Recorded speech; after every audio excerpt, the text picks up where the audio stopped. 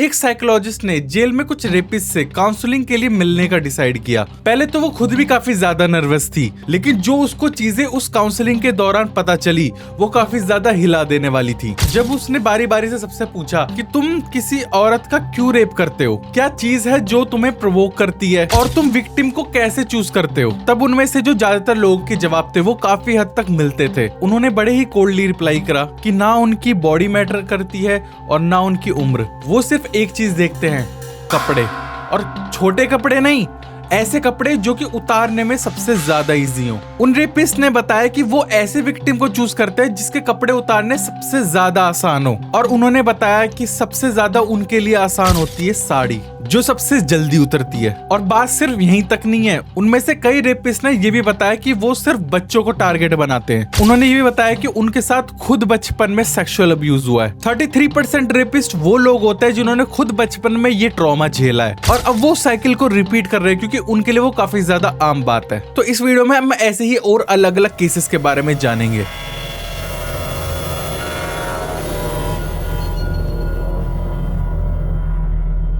लोग सोचते हैं कि साइकोलॉजी सिर्फ पॉजिटिव थिंकिंग और फील गुड थेरेपी होती है, लेकिन साइकोलॉजी का मतलब है study of the mind and behaviour. इस फील्ड में लोग ये समझने की कोशिश करते हैं कि हम क्या सोच रहे हैं, क्या फील कर रहे हैं, और क्यों हम वैसा बिहेव करते हैं जैसा हम कर रहे हैं। साइकोलॉजी सिर्फ मेंटल डिसऑर्डर के बारे में नहीं होती, बल्कि एवरीडे लाइफ का stress, decision making, relationship, trauma, childhood experience, even dreams को भी कवर करते हैं, जैसे एंजाइटी, अटैचमेंट इश्यूज। ये सब साइकोलॉजी के थ्रू समझे जा सकते हैं। तो साइकोलॉजी सिर्फ थ्योरी नहीं है। लोग सोचते हैं कि साइकोलॉजिस्ट सिर्फ तुम्हारी बातें सुनते हैं थेरेपी के दौरान, लेकिन असल में वो उस इंसान के दिमाग की मेज को डिकोड कर रहे होते हैं उस टाइम। थेरेपी साइलेंस का भी यूज होता है, जब कुछ ना बोला जाए तभी तो असली बातें सामने आती हैं।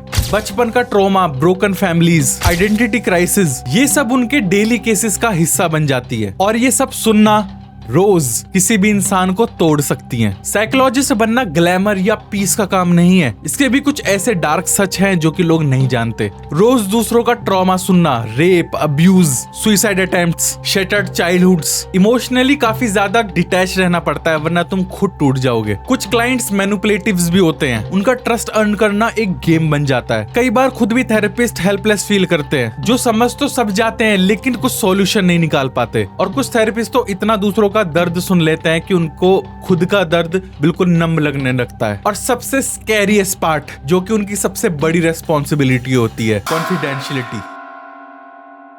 जो कुछ भी क्लाइंट के साथ होता है वो एक थेरेपिस्ट के दिमाग में रहता है, दुनिया से छुपा हुआ। जो भी तुमने बातें अपने क्लाइंट से चुनी, चाहे वो कितने भी डिस्टर्बिंग हो, तुम उसको अपने फैमिली को नहीं बता सकते, अपने दोस्तों को नहीं बता सकते। कुछ लोग कन्फेशन जैसी चीजें बोल जाते हैं, इनलीगल, डिस्टर्बिंग, ट्रॉमेटिक, और ये सिर्फ इमोशनली रिस्पॉन्सिबिलिटी नहीं होती, एक और लेयर होती है लीगल, जहाँ पे एक गलत लफ्ज, एक फाइल आउट ऑफ प्लेस और पूरा करियर खतरे में पड़ सकता है। लोग सोचते हैं कि बस बातें सुननी होती हैं, पर सच ये है कि साइकोलॉजिस्ट का काम सिर्फ इमोशनली ही नहीं, लीगली भी रिस्की होता है। कॉन्फिडेंशियलिटी तोड़ना बिल्कुल भी अलाउ नहीं है, एक्सपेक्ट इन रेयर केसेस, जैसे क्लाइंट अपने या फिर अपने साथ किसी और की जान को खतरे में डाल रहा है। मतलब कि अगर कोई क्लाइंट तुम्हें ये भी बता देना कि वो किसी को मारना चाहता है, ये एक थेरेपी के दौरान बता रहा है, तो तुम उसके ऊपर कोई भी एक्शन नहीं ले सकते हो सिवाय उसको थेरेपी देने के। और इवन अगर वो तुमको बता भी दे कि वो किसी का मर्डर करके आया है और इसलिए वो परेशान है, तो भी तुम्हें थेरेपी के अलावा तुम उसका कुछ नहीं कर सकते। इवन तुम किसी से ये बात शेयर भी नहीं कर सकते लीगली, क्योंकि ये इलीगल होगा। हर वर्ड जो लिखा जाता है वो एक रिकॉर्ड बन जाता है। Case file, consent forms, legal obligations सब संभालना पड़ता है। गलती से कोई भी फाइल लीक हो गई या कोई भी एक वर्ड एक्स्ट्रा बोल दिया तो लाइसेंस तक कैंसिल हो सकता है।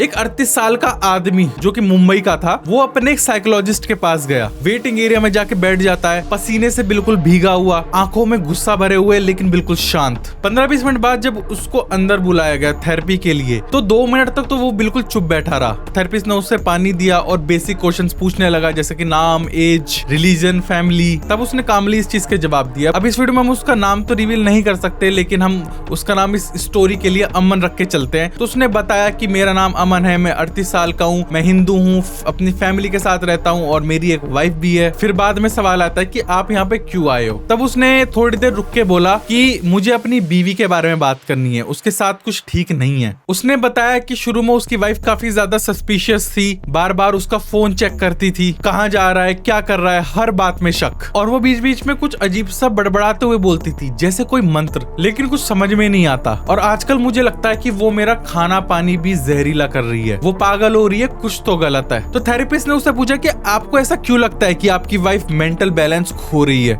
तब उसने बताया कि हम बेबी प्लान कर रहे हैं लेकिन वो कंसीव नहीं कर पा रही है, और अब उसका मानना है कि गलती मेरी है। हर वक्त मुझे को बोलती है कि मेरे अंदर कमी है, मुझे बिना बताए पिल्स दे देती है, और अगर मैं इंटीमेट ना हो पाऊं तो सीधा बोल देती है कि मैं किसी और के साथ हूँ। तब थेरेपिस्ट ने बोला कि तुम लोग फर्टिलिटी टेस्ट करवा सकते हो, वो तो काफी ज्यादा नॉर्मल है। तब एकदम से अमन काफी ज्यादा गुस्से में उठ के बोलता है कि मेरे 3 बच्चे हो चुके हैं, मैं बिल्कुल नॉर्मल हूँ। अब ये बात सुन के वो थेरेपिस्ट काफी ज्यादा शॉक हुआ क्योंकि उसने पहले बच्चों का जिक्र किया ही नहीं। फिर तब अमन ने बताया कि पहली बेटी 11 महीने की थी, एक स्विमिंग पूल में गिरकर डूबकर मर गई, और दूसरी बेटी सीढ़ी से गिरकर मर गई जब उसकी वाइफ टीवी देख रही थी, और तीसरी बेटी कुछ महीने पहले ही बेड से गिर गई और उसका इतना ज्यादा खून बहा और उसकी वाइफ उसको हॉस्पिटल ले जाने में लेट हो गई और उसकी भी मौत हो गई। थेरेपिस्ट अब समझ गया था कि या तो उसकी वाइफ काफी ज्यादा केयरलेस है या फिर वो ये सारी चीजें सह नहीं पा रही है। बाद में उस सेशन में उसकी वाइफ को भी बुलाया गया। थेरेपिस्ट ने नोटिस किया कि उसकी वाइफ काफी ज्यादा मेडिकेटेड थी, बात करते वक्त उसकी आंखें भटकती रहती थी, कभी बीच में कुछ बोलती थी तो उसका कोई मतलब ही नहीं होता था, वॉइस कई बार उसकी एको होती थी जैसे वो किसी ट्रांस में हो। वो कहती थी कि मेरे पीछे वो कुछ लोग भेजते हैं, मेरे रूम में आत्माएं हैं, उसने मेरे वॉर्म में कुछ डाला है। जैसे जैसे सेशन बढ़ा तो डॉक्टर को लगने लगा कि ये शायद हेलुसिनेशन का कुछ प्रॉब्लम हो सकती है, तो उसने उसकी मेडिसिन चेक करनी चाहिए। और फिर यहाँ पे आता है सबसे पहला शॉक। वाइफ के मेडिसिन ओवरडोज थे और उनमें से कुछ मेडिसिन ऐसे थे जो उसके प्रिस्क्रिप्शन में थे ही नहीं। अब इसके कुछ महीने बाद अमन दोबारा से थेरेपिस्ट के पास आता है और इस बार वो काफी ज्यादा डिप्रेशन में था और वो थेरेपिस्ट को बोलता है कि मुझे लिख कर दो कि मेरी वाइफ मेंटली अनस्टेबल है। साइकोलॉजिस्ट काफी ज्यादा शॉक होता है ये सुन के, क्योंकि ऐसे सर्टिफिकेट सिर्फ स्ट्रीम केसेस में दिए जाते हैं, क्योंकि अब्यूज और फ्रॉड जैसे केसेस में इनका गलत इस्तेमाल होता है। तो इसलिए वो साइकोलॉजिस्ट उसको सीधा मना कर देता है। वो बोलता है कि इसके सिर्फ आप डोज को आप कंट्रोल करो, उनको एडजस्ट करो तो शायद इसकी तबीयत ठीक होने लगे, क्योंकि इनकी बहुत ज्यादा ओवरडोज चल रही थी। अब ये बात सुन के अमन काफी ज्यादा गुस्सा हो जाता है और फिर उसके बाद वो बोलता है कि तुमने मेरा सारा केस उल्टा कर दिया, मैं उसे कभी भी नहीं चाहता था, मैंने सिर्फ उससे इसलिए शादी करी क्योंकि उसके वाइफ के फादर ने बोला था कि वो शादी के बाद अपना सारा बिजनेस अपने दामाद को दे देगा। उस वक्त मेरी एक गर्लफ्रेंड थी और अभी भी है, प्लान था कुछ सालों में बिजनेस ले लूंगा फिर डिवोर्स ले लूंगा, लेकिन उसका प्लान फेल हो गया क्योंकि उसकी शादी के कुछ महीने बाद ही उसके ससुर की डेथ हो गई और उसकी कंपनी वाइफ के नाम हो गई। तो अमन ने प्लान बदला और सोचा कि मैं उसे एक मेंटल पेशेंट बना दूंगा, सबको लगेगा वो पागल है और मैं एक इनोसेंट पति। उसने शादी कंटिन्यू रखी और 1 साल बाद उसकी पहली बेटी हुई, लेकिन वो अपनी बेटी से काफी ज्यादा नफरत करता था क्योंकि वो उसके प्लान के बीच में आ रही थी और स्विमिंग पूल में उसको मार के एक्सीडेंट दिखाना अमन का ही प्लान था। फिर वो अपनी वाइफ के साथ नॉर्मल बिहेव करता रहा जैसे कुछ हुआ ही नहीं। फिर उसके 2 साल बाद दूसरी बेटी हुई और उसके 1 साल बाद तीसरी बेटी हुई और उसने उन दोनों को भी मार के एक्सीडेंट दिखा दिया। इससे उसकी वाइफ की मेंटल और फिजिकल हेल्थ और भी ज्यादा गिरती चली गई। फिर उसके बाद उसने अपने एक डॉक्टर दोस्त को इसमें इन्वॉल्व किया और उसने उसको बोला कि एक ऐसी मेडिसिन बना के दे मेरी वाइफ के लिए जिससे उसकी मेंटल हेल्थ और भी ज्यादा खराब होती चली जाए, उसको हेलुसिनेशंस होने लगे। और उसने उसकी डेली रूटीन वाली दवाइयों से वो सारी दवाइयां रिप्लेस कर दी। ये सारी बातें अमन ने साइकोलॉजिस्ट को कन्फेस भी कर दी और अमन उसके पास आता रहता और उसको बोलता रहता कि मुझे ये लिख के दे दो कि मेरी वाइफ मेंटली अनस्टेबल है। अमन ने थेरेपिस्ट को कई बार धमकी देने की भी कोशिश करी, लेकिन थेरेपिस्ट ने बिल्कुल मना कर दिया। लेकिन कुछ टाइम बाद अचानक से अमन का आना बंद हो गया, ना कोई कॉल ना कोई मैसेज, कहाँ गया कोई भी नहीं जानता। और सबसे डार्क साइड कि अमन ने वो सारी चीजें थेरेपिस्ट को अपने क्राइम की, अपने बेटियों के 3 मर्डर्स की, वो सारी चीजें कन्फेस करी, लेकिन वो थेरेपिस्ट उस पर कोई भी एक्शन नहीं ले सकता था। आज भी साइकोलॉजिस्ट के रिकॉर्ड में वो फाइल लॉक्ड है, कॉन्फिडेंशियल। कई बार जो पागल होते हैं वो सिर्फ विक्टिम होते हैं और जो नॉर्मल दिखते हैं वो एक केयरफुली इविल प्लान के क्रिएटर होते हैं। हर राज, हर कन्फेशन एक लॉक डायरी की तरह एक थेरेपिस्ट के दिमाग में बंद रहता है। वो ना दोस्त है ना जज, सिर्फ एक साइलेंट विटनेस। लेकिन कभी कभी एक सेंटेंस, एक पॉज, आंख की एक हल्की सी कंपन थेरेपिस्ट को बता देती है कि ये कोई दुख नहीं है, एक खतरा है। और उस मोमेंट में कॉन्फिडेंशियलिटी एक ड्यूटी बन जाती है और साइलेंस एक क्राइम, वरना एक और केस फाइल बन जाता है, एक और हेडलाइन और एक और गिल्ट। जो एक थेरेपिस्ट के साइलेंट रूम से कभी बाहर नहीं जाता। तो थेरेपिस्ट का काम सिर्फ सुनना नहीं होता है, कब बोलना है ये समझना होता है।